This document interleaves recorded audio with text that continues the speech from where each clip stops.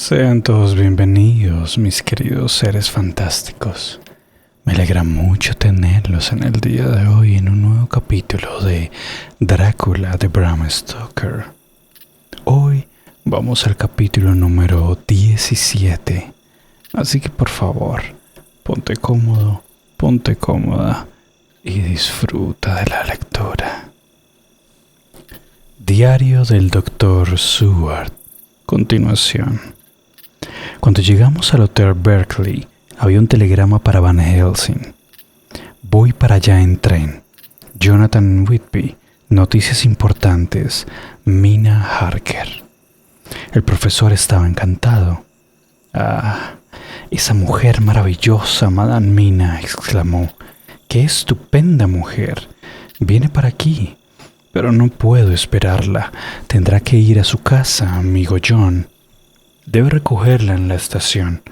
Envíele un telegrama en route para que esté preparada. En cuanto despachamos el telegrama, tomó una taza de té y mientras tanto me habló del diario que llevaba Jonathan Harker cuando estuvo en el extranjero y me entregó una copia mecanografiada. Y también del diario de la señora Harker cuando estuvo en Whitby. Téngalos, dijo, y estúdielos bien. Cuando vuelva, estará bien informado de todos los hechos y podremos comenzar mejor nuestra investigación. Cuídelos, porque contienen un tesoro. Necesitará toda su fe, incluso usted que ha tenido una experiencia como la de hoy. Lo que aquí se cuenta. Puso su mano pausadamente y con seriedad sobre el paquete de papeles. Puede ser el comienzo del fin suyo, mío y de muchos más. O puede ser el toque de difuntos para los no muertos que andan por la tierra. Léalo, se lo ruego, con la mente abierta. Y si puede agregar algo de alguna forma a esta historia que se cuenta aquí, hágalo, porque es de suma importancia. Usted también ha llevado un diario de todas estas cosas tan extrañas, ¿no es así? Sí, entonces lo revisaremos todos juntos cuando volvamos a encontrarnos. Entonces se preparó para su partida y poco después salió para Liverpool Street. Yo me fui para Paddington y llegué allí 15 minutos antes de la llegada del tren. La muchedumbre se dispersó de esa forma bulliciosa que es tan común en las plataformas de llegada. Comenzaba a sentirme incómodo por temor a perder a mi invitada. Cuando una muchacha de rostro dulce y aspecto delicado se acercó a mí y después de una rápida mirada, dijo: ¿No es usted el Dr. Seward? ¿Y usted la señora Harker? Respondí enseguida, tras lo cual ella me tendió la mano. Le conocía por la descripción de la pobre Lucy, pero se detuvo y rápidamente su cara se encendió. El rubor que apareció sobre mis propias mejillas en cierto modo nos puso cómodos porque fue una respuesta tácita a la suya. Tomé su equipaje, que incluía una máquina de escribir, y fuimos en el Metropolitano hasta la calle Fenchurch, después de que yo enviara un telegrama a mi ama de llaves para que preparara una habitación y una sala de estar para la señora Harker. Llegamos a la hora prevista. Ella sabía, desde luego, que el sitio era un manicomio, pero me di cuenta de que no pudo reprimir un leve temblor cuando entramos. Me dijo que, si era posible, iría enseguida a mi estudio, porque tenía mucho que contarme. De modo que aquí estoy registrando esto fonográficamente mientras la espero. Aún no había tenido tiempo de mirar los periódicos que Van Helsing me dejó, a pesar de que están abiertos sobre mi mesa. Debo conseguir que se entretenga con algo para poder dedicarme a leerlo. Ella ignora qué precioso es el tiempo y la tarea que tenemos entre manos. Debo ser cuidadoso para no asustarla. Aquí viene. Diario de Mina Harker. 29 de septiembre. Después de arreglarme, bajé al estudio de Seward. Antes de entrar me detuve un momento porque me pareció que hablaba con alguien. Sin embargo, como me había dicho que me apresurara, golpeé la puerta y cuando dijo "adelante", entré. Me sorprendió ver que no había nadie con él. Estaba completamente solo y sobre la mesa ante él reconocí enseguida, gracias a las descripciones que conocía, un fonógrafo. Nunca había visto uno y estaba muy interesada. Espero no haberme retrasado mucho, dije, pero me detuve en la puerta cuando le oí hablar y pensé que había alguien con usted. Ah, sonrió. Solo estaba grabando mi diario. ¿Su diario?, pregunté sorprendida. Sí, respondió mientras ponía su mano sobre el fonógrafo. Lo llevo aquí. Yo estaba muy interesada y de pronto dije, pero esto supera aún a la taquigrafía. ¿Puedo oír un poco? Sin duda, respondió con prontitud. Se puso en pie para ponerlo en marcha. Entonces se detuvo y una mirada de preocupación ensombreció su cara. En realidad, comenzó a decir con cierta incomodidad, solo llevo mi diario en esto y trata solo o casi solo sobre mis casos y puede ser incómodo, quiero decir. Se detuvo y yo traté de ayudarlo a salir de esta situación embarazosa. Usted ayudó a atender a nuestra querida Lucy durante sus últimos días. Permítame escuchar cómo murió.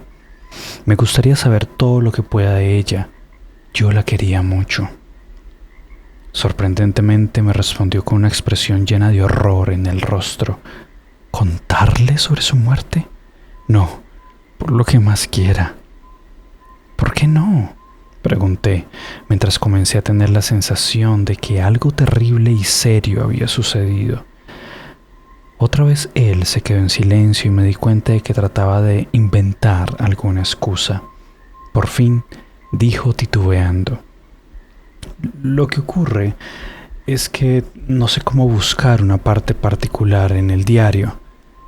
Mientras hablaba se le ocurrió súbitamente algo, dijo con una sencillez inconsciente y con una voz diferente que tenía la ingenuidad de un niño.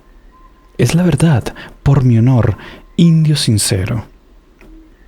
Solo pude sonreír, ante lo cual hizo una mueca y agregó, me ha descubierto, pero créame, cuando he estado grabando mi diario durante los meses pasados, nunca me pregunté cómo haría para encontrar alguna parte en especial en caso de que quisiese encontrarla. Para entonces me había convencido de que el diario de un médico que había atendido a Lucy podía tener algo que agregar a nuestro conocimiento de ese terrible ser, y le dije con audacia, entonces, Dr. Seward, es mejor que me permita que lo copie con mi máquina de escribir. Se puso pálido como un cadáver y exclamó, no, por lo que más quiera en el mundo, no permitiré que conozca esa historia terrible. Por tanto, era terrible. Mi intuición no me había fallado. Durante unos momentos pensé mientras mis ojos recorrían la habitación, buscando inconscientemente algo que me sirviera de ayuda, y entonces mis ojos se encontraron con una gran remesa de papeles mecanografiados que estaba sobre la mesa. Sin darse cuenta, él siguió la dirección de mi vista y cuando vio el paquete se percató de lo que yo pensaba. No me conoce, dije.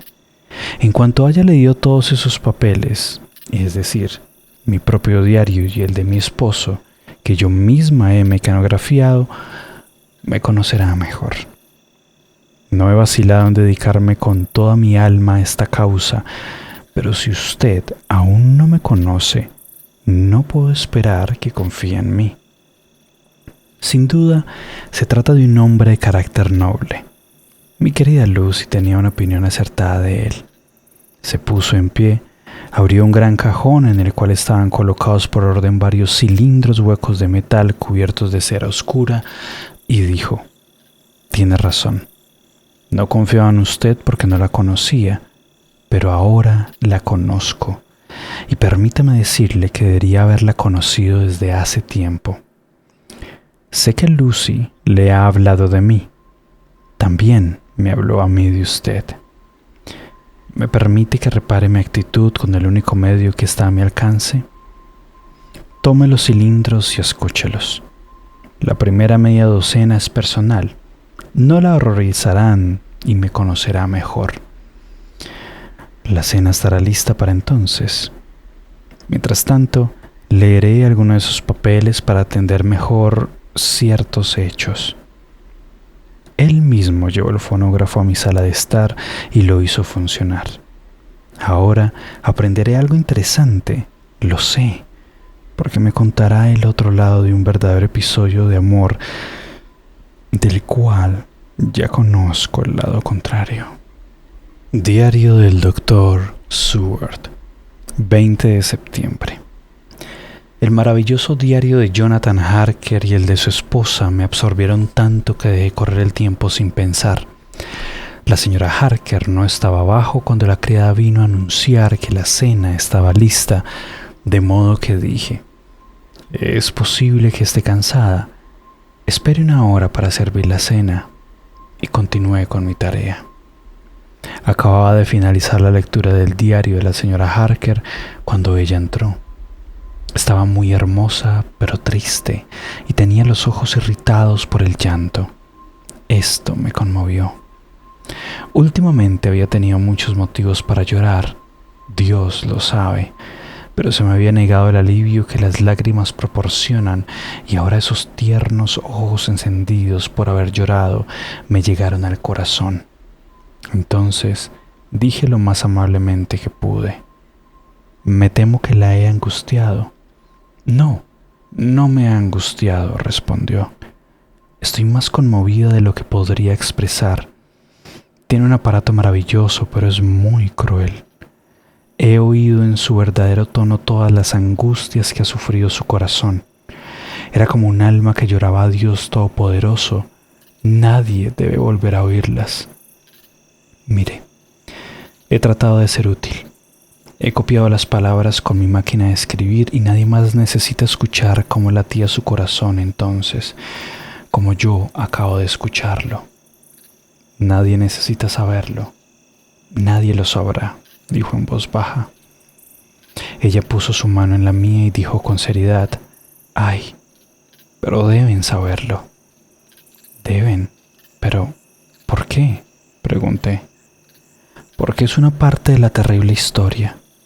Una parte de la muerte de la pobre Lucy y los hechos que la desencadenaron, porque en la lucha que tenemos ante nosotros para librar al mundo de este terrible monstruo, debemos tener todos los conocimientos y toda la ayuda que estos pueden brindarnos.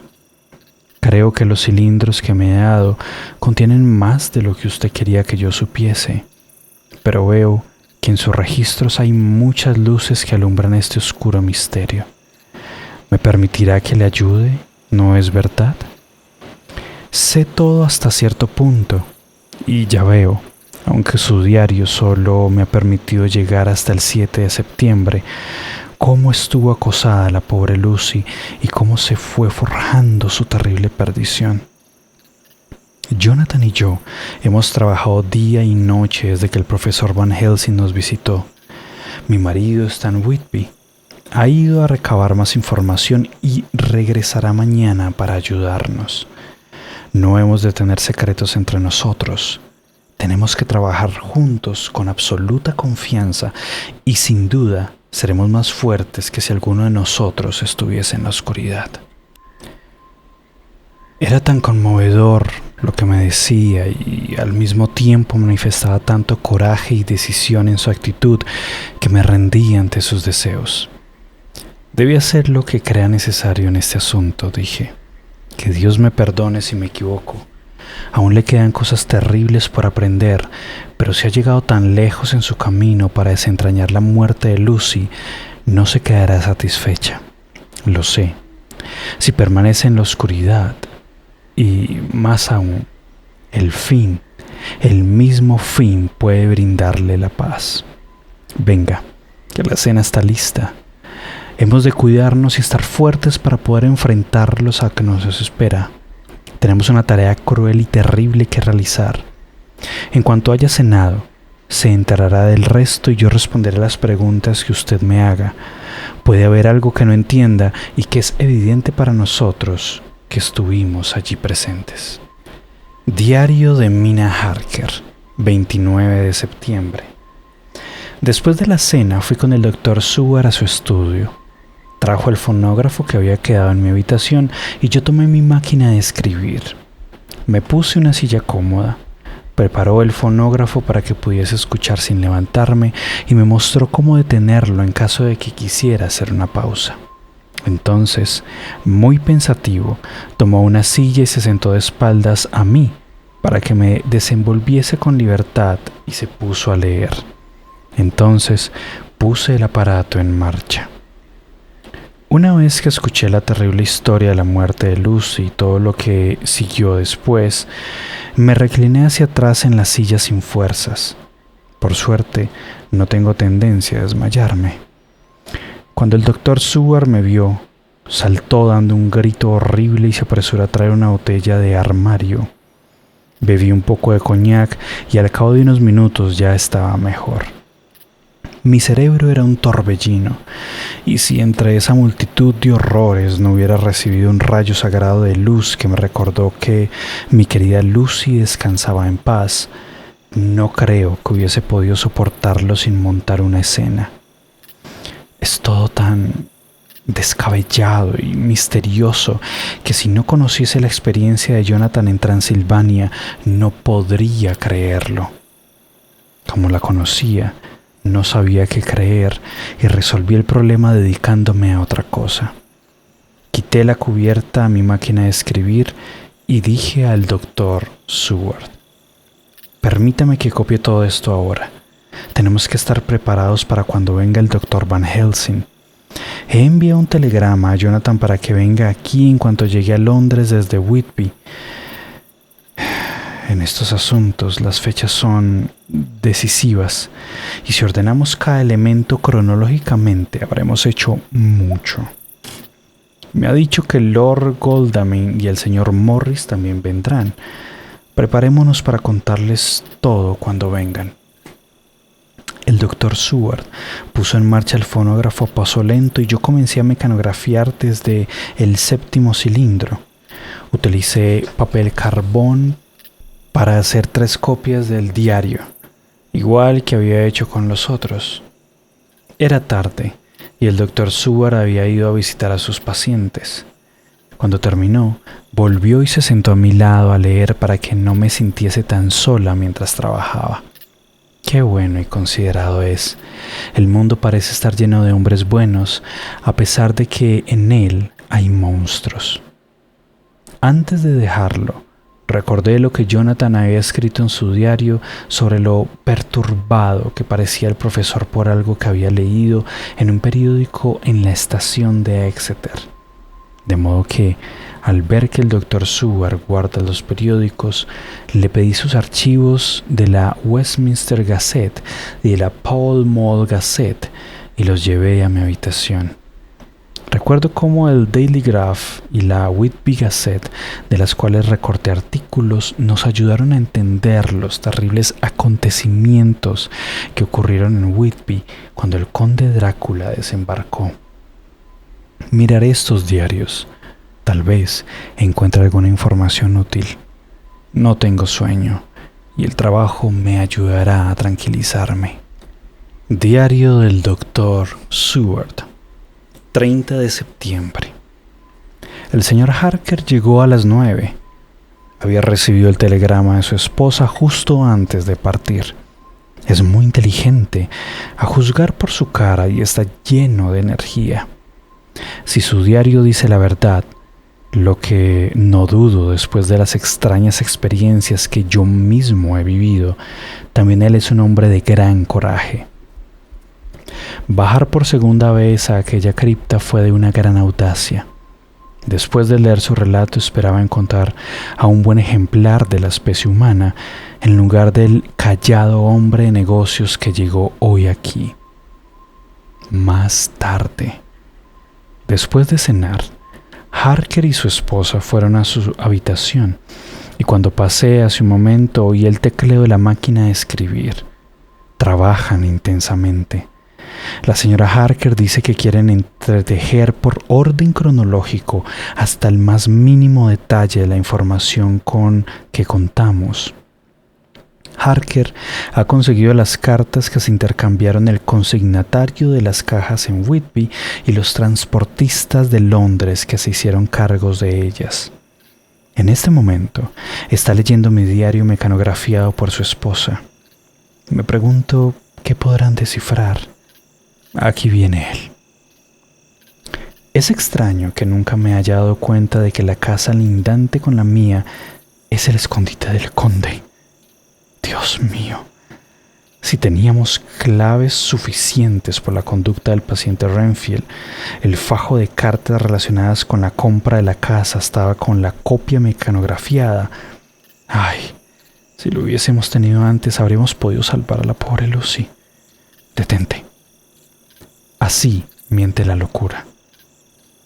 Harker ha regresado y está recogiendo su material.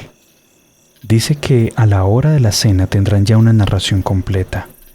Piensa que mientras tanto yo debería ir a Renfield, puesto que hasta este momento ha actuado como una especie de índice de las idas y venidas del conde. No me doy cuenta de ello, pero supongo que en cuanto vea las fechas, lo conseguiré. Qué buena idea tuvo la señora Harker cuando decidió mecanografiar el contenido de mis cilindros. De otra forma no hubiésemos encontrado las fechas. Encontré a Renfield sentado plácidamente en su habitación con las manos cruzadas y sonriendo bondadosamente. En ese momento parecía más cuerdo que cualquier otra persona que haya visto en mi vida. Me senté y hablamos sobre un montón de temas, con naturalidad. Entonces, por su propia cuenta, habló de irse a casa, un tema que nunca había mencionado, que yo sepa, durante su estancia aquí. De hecho, hablaba en tono totalmente confidencial de conseguir su alta de inmediato. Creo que si no hubiese tenido esa conversación con el señor Harker y le dio las cartas y las fechas en que Renfield sufrió sus ataques, hubiese estado dispuesto a firmar su alta después de un breve periodo de observación. Pero sea como fuere, tengo serias sospechas. Todos esos ataques estuvieron en cierta medida vinculados a su proximidad al conde. Entonces, ¿qué significa esto? ¿Es posible que su instinto se sienta insatisfecho por el triunfo definitivo del vampiro? El esófago y en sus locos desvaríos junto a la puerta de la capilla de la casa vacía siempre hablaba de mi amo. Esto parece confirmar nuestra idea. Sin embargo, después de unos momentos me fui. Mi amigo está demasiado lúcido ahora para que sea seguro indagar a fondo con preguntas. Podría comenzar a pensar y entonces... Por tanto, me fui. Desconfío de sus humores tranquilos, de modo que di instrucciones al celador para que preparase la camisa de fuerza por si hacía falta. Diario de Jonathan Harker. 29 de septiembre, en el tren a Londres.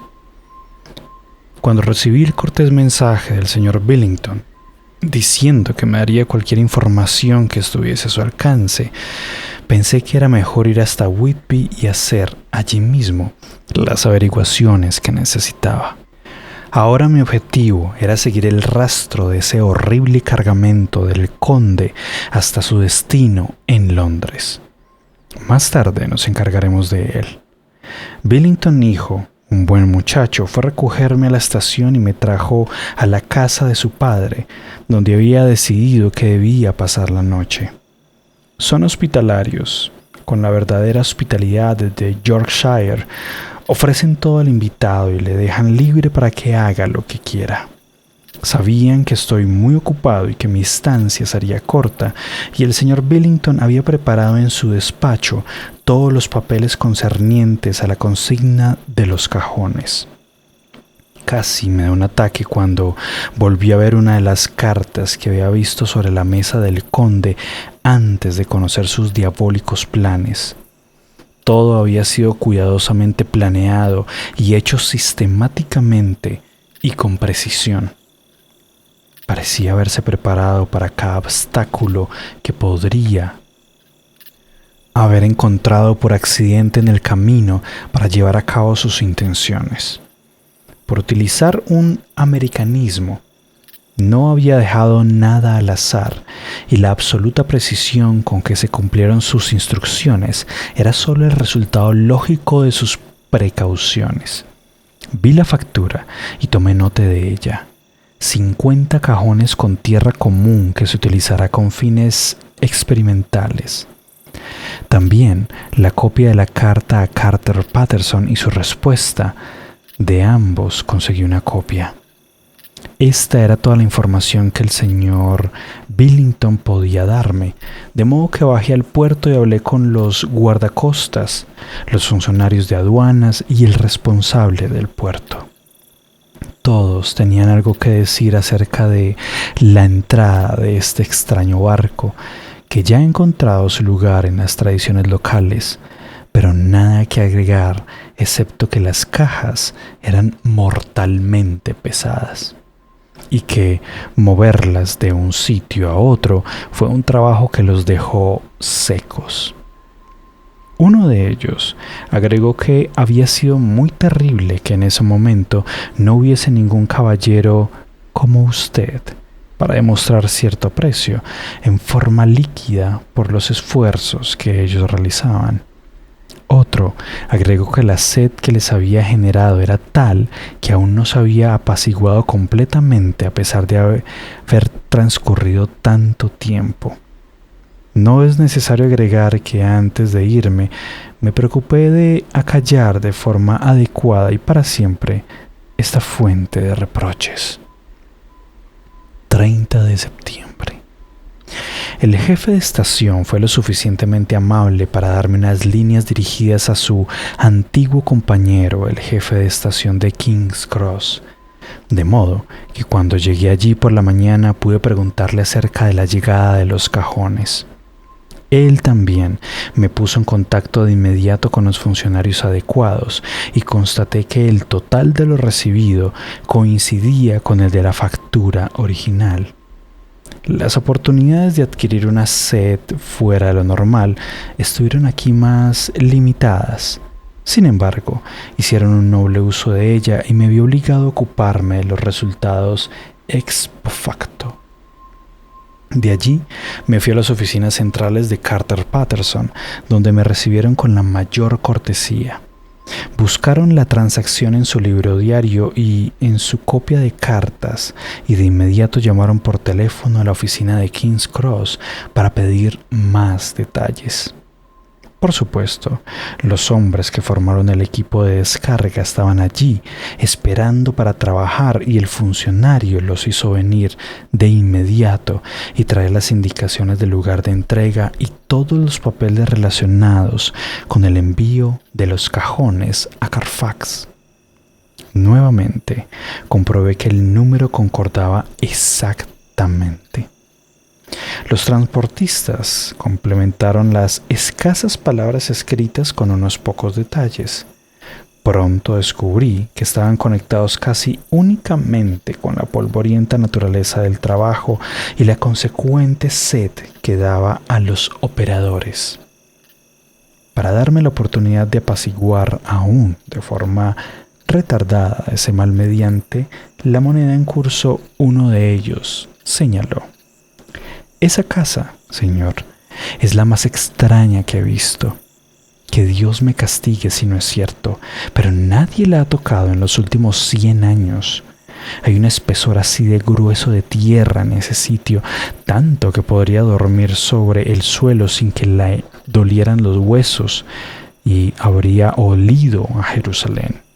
Pero la vieja capilla, esa sí que está bien. Mi compañero y yo no pensamos en otra cosa que en salir de allí temprano, señor. No me hubiese quedado allí ni un instante una vez que anocheció. Habiendo estado en la casa, podía creerle, pero si él supiese lo que yo sé, creo que hubiese exagerado su relato. De algo estoy realmente satisfecho.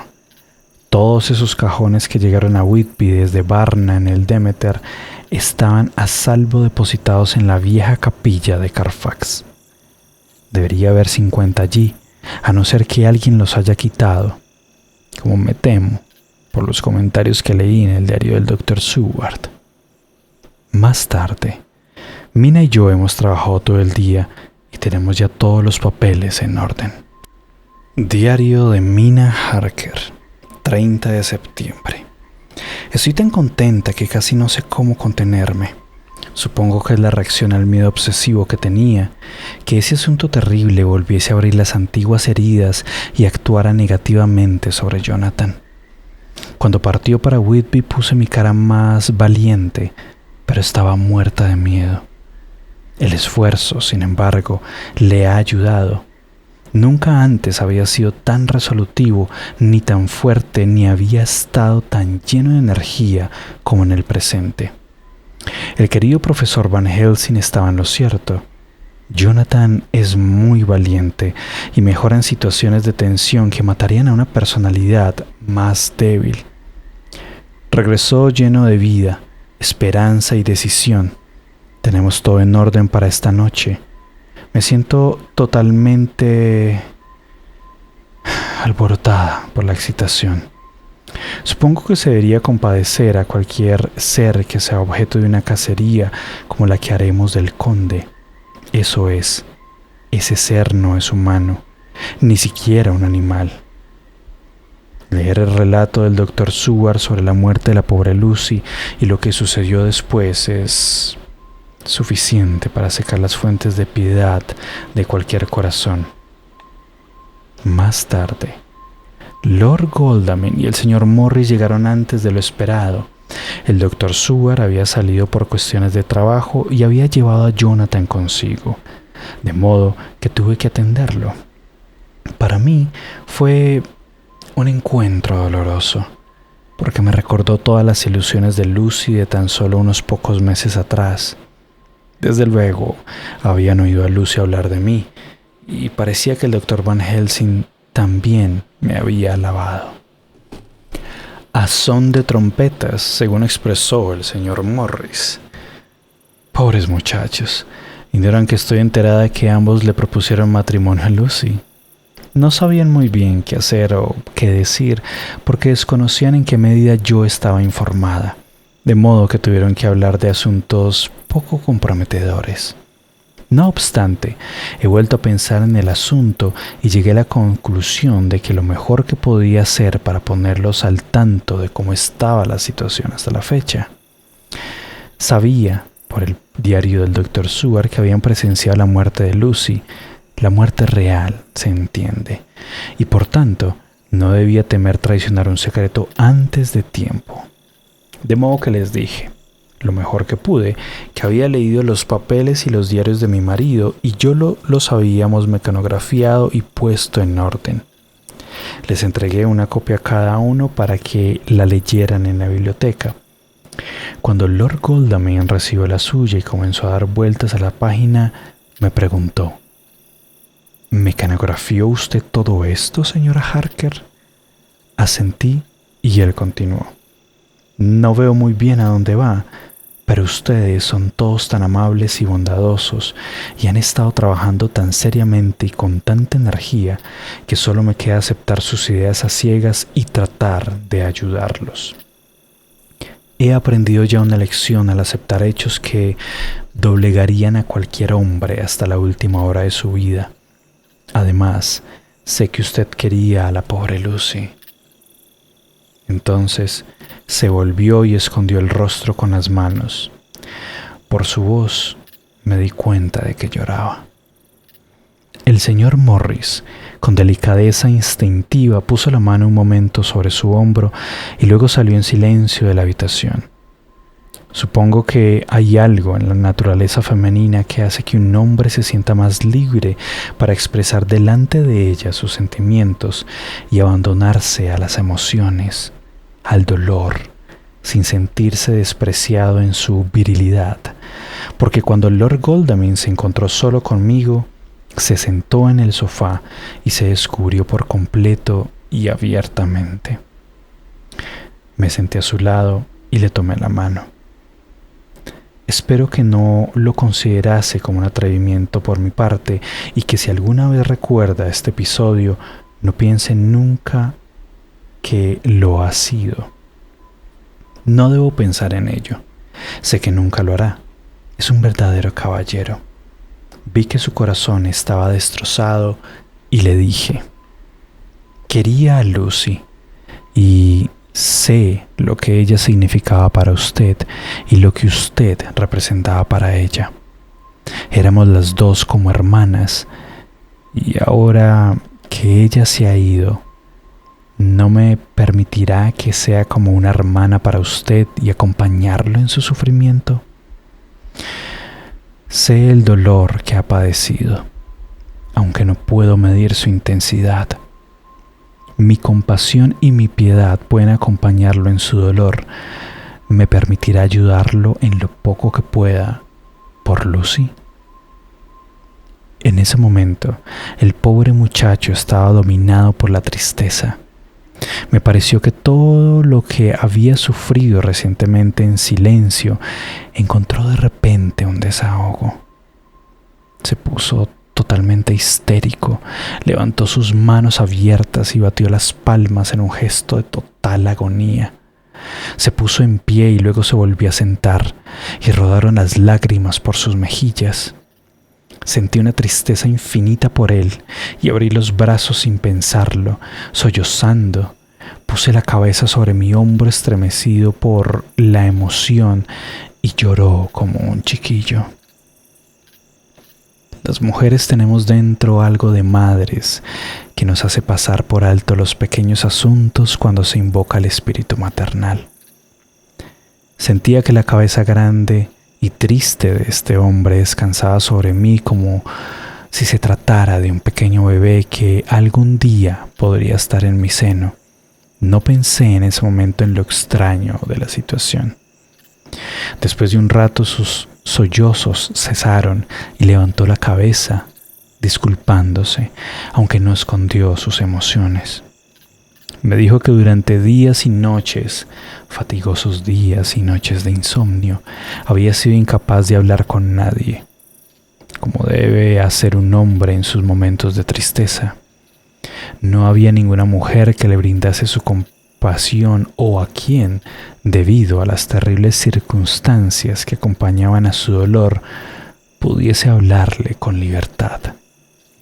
Ahora sabe cuánto he sufrido, reaccionó, y nadie podrá nunca conocer cuánto ha significado para mí su dulce compasión. Con el tiempo la apreciaré mejor y créame que se lo agradezco también hoy, aunque mi gratitud crecerá con mi comprensión.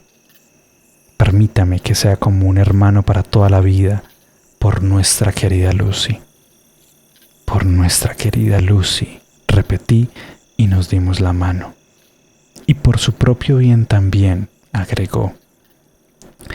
Porque si vale la pena contar con la estima y la gratitud de un hombre, usted cuenta con las mías.